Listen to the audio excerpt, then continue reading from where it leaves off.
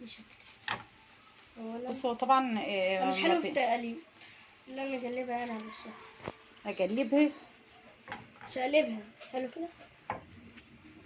يلا تشقلب بقى انا. بصوا حتى الحواف دي لما تبقى عريضه كده نوقفها على سيفها. بس هي اصلا قالت ان هي في الناس بتتضايق اصلا لو لقيت الجوانب كده بيضه.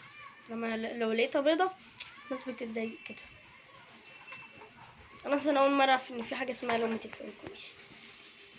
هي جايه من لقمه عشان هي صغننه. هي حاجه لقمه صغننه. سمعنا بقى يسموها الفنكوش. شفتي انا كنت بشقلب بصبعي فالبتاع كانت سخنه. بصوا احنا هنبدا نعمل كده.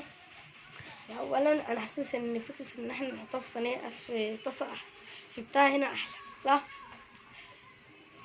دول بس اللي هنعملهم في الطاسه ماشي كده خلاص. بصوا لما بتتعمل في الجنب انت شايف اصلا بتصور ازاي. انت شايف انت بتصور ازاي. شوفوا خدت لونها. اول ما تتعمل في الجنب بتاخد لون. انا الشاطر بس في الكلام يا ولاد. ونفذ اهو.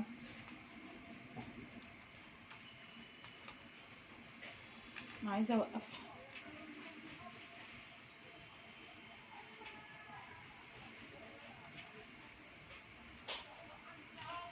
احنا تقريبا بنحرقها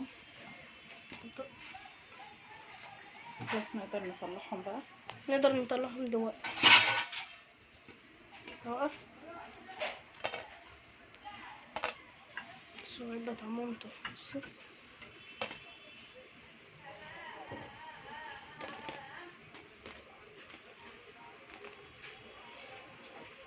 طبعا ايه اللي في الفرن وقف يعني. دلوقتي بعد ما هي طلعت لسه طالعه سخنه موت. بص مش عارف اوريكم كويس. دلوقتي بعد ما طلعناها من النار بصوا هنقسمها. لا اول انتوا بقى حطوا جواها اي حشوه انتوا عاوزينها. الحشوه اللي انتوا عاوزينها.